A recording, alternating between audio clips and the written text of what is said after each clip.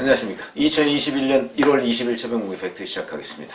문재인 대통령이 본인 임기 중에 사실상 마지막 개각이라고 할 수 있는 3개 부처 장관을 바꿨습니다.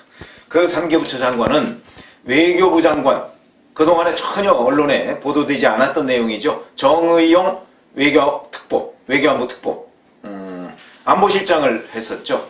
그래서 이 정권에서는 이제 5년 내내 거의 5년 내내 뭐 장관, 청와대 뭐 이런 걸 왔다 갔다 하는 그런 사람이 됐는데, 여기도 원래는 민주당 의원이었습니다. 그런데 그 정의용 외교안보 특보, 그러니까 요 직전에 청와대 안보실장인 사람을 외교부 장관에 이제 내정을 했고요.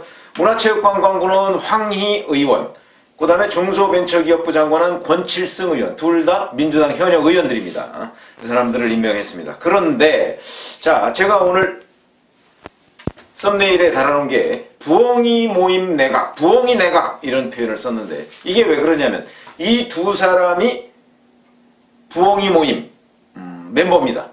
그런데 지난해에 임명되고 아직 현재 임명이 안 된, 예를 들어서 행정안전부의 전해철 의원, 여기 뭐 부엉이 모임의 좌장격이고, 그 다음에 곧 이제 25일 날, 오늘이 20일이니까 25일에 인사청문회를 거쳐서 임명이 될 것이 확실시되는 박범계 법무부 장관 후보자, 이 사람도 부엉이 모임 출신입니다. 그러면 18개 부처 중에서 부엉이 모임 출신이 4명이 되는 겁니다.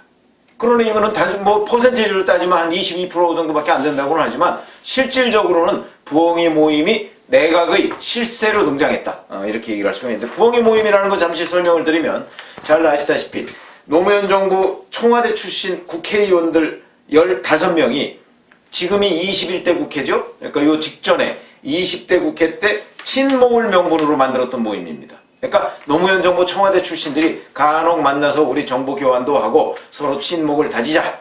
이게 이제 정치권에서 자기네들의 미래에 어떻게 될지 모르니까 이제 이렇게 좀 뭉쳐있자, 뭐 이런 차원으로 보시면 됩니다. 그런 모임이 부엉이 모임인데, 자, 이 부엉이 모임은 그동안에 홍영표 의원이 민주당 원내대표를 했었고요. 그 다음에 문체부 장관에 도종환 의원이 임명이 됐었고, 그러니까 결국은 권력 핵심이다, 뭐 이렇게 얘기가 있었는데, 처음에 시작은 15명이 했지만 이제는 한 40명 정도가 된다고 합니다. 그렇다면 이 부엉이 모임이라는 것이, 물론 민주당 전체 국회의원 숫자가 170명이 넘으니까, 그리고 뭐 열린민주당까지 합치면 뭐 180명 정도 되니까 40명이 결코 크지 않은 숫자다, 이렇게 얘기를 할 수 있을지 모르겠지만, 의원의 숫자, 머릿수가 중요한 게 아니고요, 그 권력의 크기가 중요합니다. 이게 특히 집권당에서는 그렇습니다. 한 사람이 예를 들어서 의원 50명을 좌지우지할 수도 있는 것이 바로 집권당입니다. 그렇기 때문에 부엉이 모임의 숫자보다는 부엉이 모임이라는 사람들이 가지고 있는 의미, 그게 훨씬 더 중요하다. 권력의 크기가 중요하다. 이렇게 말씀을 드리고 보면, 그동안에 이제 부엉이 모임이 2018년 당대표 선거를 앞두고서 이제 개파 모임 아니냐, 결국은 친문 핵심들의 모임 아니냐, 이런 비판을 받고 해산을 한 것처럼 이제 언론에 보도가 됐지만, 그럼 뭐 형식상으로는 해산을 했습니다. 그러나 실질적으로는 자기네들 안에서 권력을 나누고 그 다음에 권력을 누리고 이런 데에서 막강한 영향력을 행사해 왔다는 것은 지금 민주당 사람들은 다 압니다. 그렇기 때문에 기자들이 이 부엉이 모임의 실체 이런 부분에 관해서 그동안 취재가 좀 소홀했던 부분이 없지 않나, 이런 반성을 해야 된다고 생각하고요. 그리고 이 부엉이 모임이 해체됐는가 했는데 보니까 작년 11월이죠? 그럼 한 2달 전 정도밖에 안 됩니다. 그때 범친문계가 싱크탱크를 하나 만들었습니다. 아마 기억나실 겁니다. 민주주의 4.0이라는 걸 만들었습니다. 이게 명백하게 부엉이 모임이 탈바꿈을 한 것이다, 이렇게 보시면 되고요. 이거는 이제 결국 부엉이 모임의 확장판이다, 이렇게 생각을 할 수가 있고, 황희 의원은 이 민주주의 4.0이라는 데 간사 역할을 했었습니다.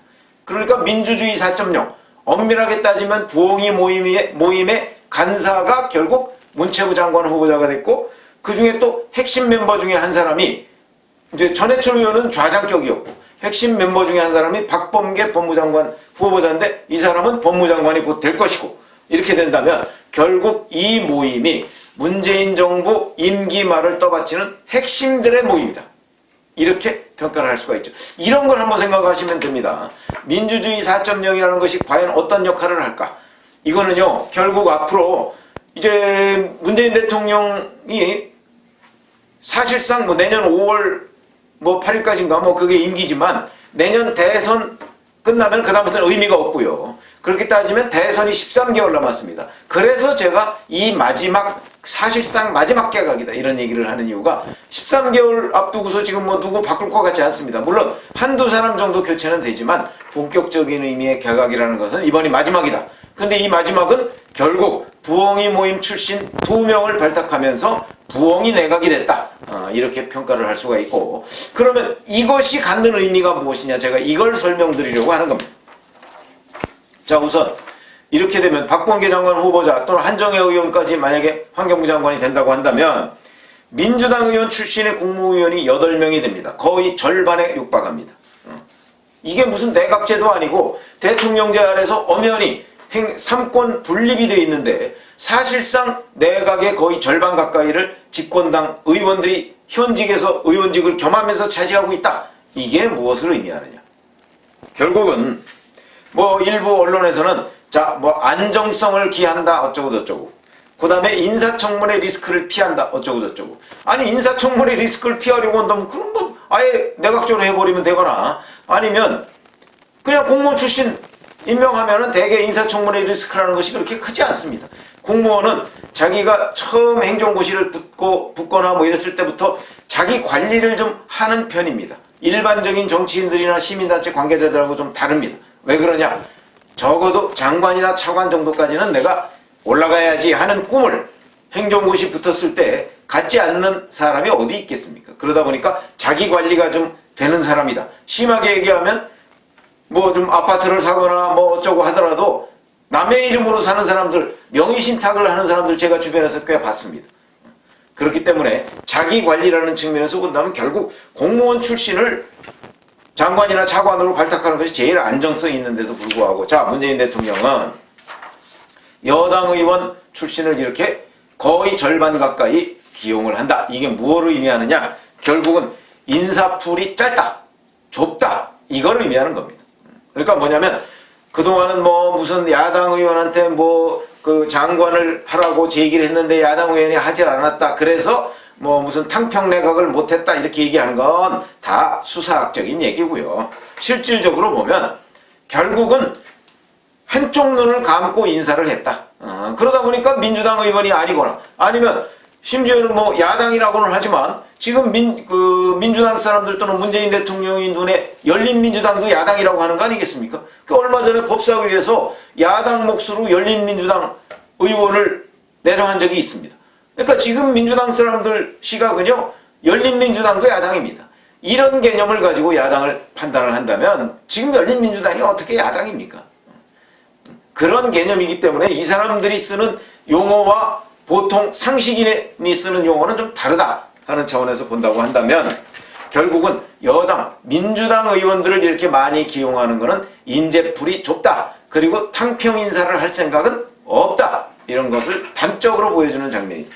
근데 이거보다 제가 더, 이건 사실 어찌 보면 우려스러운 내용인데, 문재인 대통령이 임기 말로 갈수록 결국은 인사에 자신감이 없는 것 아닌가, 이런 생각을 하게 됩니다. 무슨 얘기냐면 어차피 야당을 하든 누구를 하든 공무원을 하든 시민단체 관계자를 하든 결국은 청와대 대통령 민정수석실에서 검증을 합니다. 검증을 하기 때문에 그 검증을 똑바로 한다면 인사청문회 같은 건 걱정할 필요가 없습니다. 뭐 자꾸 인사청문회가 워낙 뭐 또는 국회에서 뭐 야당들이 뭐 너무 뒷조사를 많이 해서 뭐 장관 하려고 하는 사람이 없다? 그건 말이 안 되는 얘기입니다. 장관 하려고 하는 사람들 줄 서 있고요, 깨끗한 사람 줄 서 있습니다. 다만 관계자들이 한쪽 눈을 감고 있기 때문에 안 보이다 뿐이죠. 안 보이는 것입니다. 그러니까 지금 뭐 인사청문회 리스크 운운해가면서 현장 기자들이 자꾸 이런 수사학적인 의미에 속지 말아야 된다고 저는 생각을 하는데, 무슨 얘기냐면 눈을 크게 뜨고 보면 후보감은 많습니다. 한쪽 눈을 감고 보기 때문에 그렇다, 이런 말씀을 분명히 드리고요. 그거는 지금 문재인 정부뿐만 아니고 이명박 정부와 박근혜 정부도 마찬가지였다. 이런 말씀을 드리려고 합니다. 그래서 부엉이 모임 출신이 이렇게 많이 발탁했다는 얘기는 결국은 인사에 자신이 없다 하는 것을 국민 앞에 고백하는 의미가 되는 것이고, 그 다음에 또 하나는 결국은 이 문재인 대통령이 볼 때 내가 임기 말을 지금 한 이제 4년 가까이 임기를 진행을 해왔는데 그동안 경험상 보니까 역시 믿을 사람이 없다. 믿을 사람은 부엉이 모임, 친문의 핵심, 노무현 정부 청와대 사람들, 이 사람들밖에 없다는 것을, 이게 좋은 의미인지 나쁜 의미인지는 모르지만 깨달았다, 이런 뜻이 됩니다. 믿을 사람이 별로 없다는 뜻이 됩니다. 그렇게 되면 지난 4년 가까운 기간 동안 문재인 정부의 재임 기간 동안의 경험이나 경륜, 이런 것들이 그다지 의미가 없어지는 것 아닌가, 이런 생각이 들고요. 이 얘기는 결국 무슨 얘기냐면 문 대통령이 굉장히 외로워졌다는 의미가 됩니다. 이거는요, 국가 앞으로 1년 이상을 문재인 대통령이 여전히 대통령으로 있어야 되는데, 그런데도 불구하고 지금 벌써 외로워졌다는 얘기는 이 앞으로 1년여 문재인 대통령의 남은 임기가 결국은 거의 뭐라고 할까요? 레임덕 상황에서 지나갈 수밖에 없는 구조가 되어 있는 것이다. 벌써 그렇게 돼 있다, 청와대가. 이런 의미가 되고, 결국 이거는 문 대통령이 스스로 외부와의 소통을 많이 차단함으로써 생기는 일이다. 문 대통령이 레임덕을 방지하기 위해서는 탕평 인사 이런 걸 만약에 그동안에 했다면 지금처럼 여야 관계가 이렇게 급격하게 나빠지거나 서로 적대시하는 관계가 여기에 도달하지 않았겠죠. 그리고 정말 진정한 의미의 탕평 인사 내지는 진정한 의미의 폭넓은 인재 등용을 했다면, 그렇다면 문 대통령이 지금과 같은 외로운 처지에 떨어지지 않았을 것이다. 저는 이렇게 생각을 하고요. 그러면 결국 부엉이 모임 멤버들이 이제 4명이 지금 문재인 정부 사실상 마지막 내각에서 차지를 하게 된 것인데, 이게 갖는 의미라는 건 결국 문 대통령이 앞으로는 결국 믿을 사람이라고는 친문 멤버들 외에 없다, 이런 얘기가 되는 것인데, 그러면 지금 이제 대선까지 13개월 남았다고 제가 그랬습니다. 이 13개월 동안에는요, 문재인 대통령이 이제 차기 구도를 어떻게 가져가느냐 하는 문제도 아주 깊이 있게 낙점까지 해야 됩니다. 그렇지 않습니까? 지금 여권 내에서 차기 구도와 관련해서는 이재명 경기도지사가 1위를 달리고 있고요. 이낙연 민주당 대표가 2위를 달리고 있는데, 이낙연 민주당 대표는 거의 탈락 위기에 처한 것 아니냐, 이런 평가가 많이 있습니다. 그러면 이재명 경기도지사 잘 아시지만 친문들과는 해경군 김씨 문제를 가지고서 엄청난 갈등과 알력이 있었죠. 여기에서 거의 기사회생하다시피 대법원 판결에서, 저는 그 대법원 판결이 약간의 우호적 판결이었다 이렇게 생각을 하지만, 어찌됐든 간에 거기에서 기사회생함으로써 여권의 유력주자가 되기는 했습니다만은, 저 이재명 경기도지사를 과연 문재인 대통령과 친문이 용납할 수가 있을까? 저는 만약에 용납하기로 방침을 정했다면 바로 민주주의 4.0 같은, 그러니까 1997년 김영삼 대통령이 민주계 중심으로 정치발전협의회라는 것이 있었습니다. 이 정치발전협의회가 대통령의 뜻을 받들어서 이수성 전 국무총리를 후보로 내세우려고 했는데 결국 실패했습니다.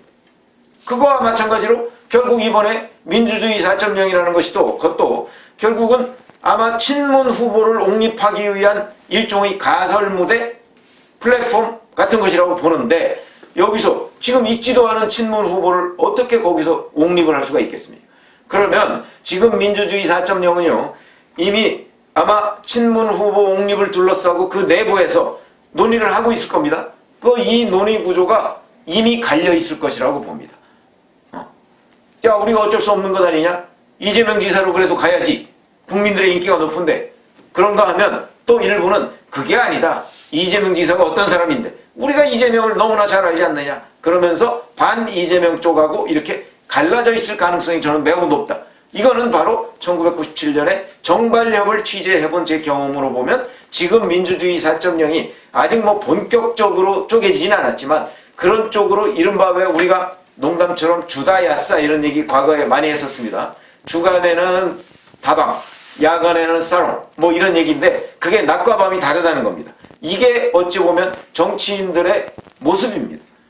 그러니까 주간에는 문재인 대통령 쪽에 민주주의 4.0에서 뭔가 일을 하는 것 같지만 야간에는 각자 도생입니다. 각자 미래 권력의 어딘가를 따라서 이렇게 쫓아다니게 돼 있습니다. 지금 그게 벌써 시작했다. 민주주의 4.0을 만든 거는 그런 걸, 그 누수 현상을 어떻게든 막아보겠다는 건데 이게 의지만 가지고 막아지지는 않는다. 이런 차원에서 본다면, 자, 이런 민주주의 4.0이라는 플랫폼이 있지만, 그리고 이 문제에 관해서 문재인 대통령은 부엉이 모임이나 민주주의 4.0을 의존하고 싶어 하지만 이미 이쪽에 있는 멤버들은 미래 권력을 따라서 여기저기 줄을 서고 있다는 것이 과거 정권의 예를 보더라도 명약관화하다라는 관점에서 본다면 문 대통령이 지금 사실상 마지막 내각에서 부엉이 모임이라도 내가 발탁을 하지 않으면 외롭다 하는 것을 이번 내각에서 그대로 보여줬다. 이런 차원에서 본다면 앞으로 문재인 대통령의 남은 1년여가 레임덕 상황이라는 것을 대통령 스스로가 너무나 잘 알게 되는 계기가 이번 개각이나 이런 데를 통해서 드러난 것 아닌가. 저는 이렇게 생각을 하고요. 그럼 이것들이 결국은 이제 부엉이 내각이라고 제가 이름을 지었지 않습니까? 부엉이 내각은 곧바로 얘기를 한다면 대통령의 외로움, 대통령의 레임덕 이런 것을 의미하는 것이다 라고 보고요. 앞으로 이 부분에 관해서도 여러 차례 제가 말씀을 드릴 기회가 있을 것으로 보입니다. 일단 한번 오늘 개각의 새로운 면, 개각의 이면, 막후 이거를 제가 말씀을 드렸습니다. 해석해 드린 것입니다. 감사합니다.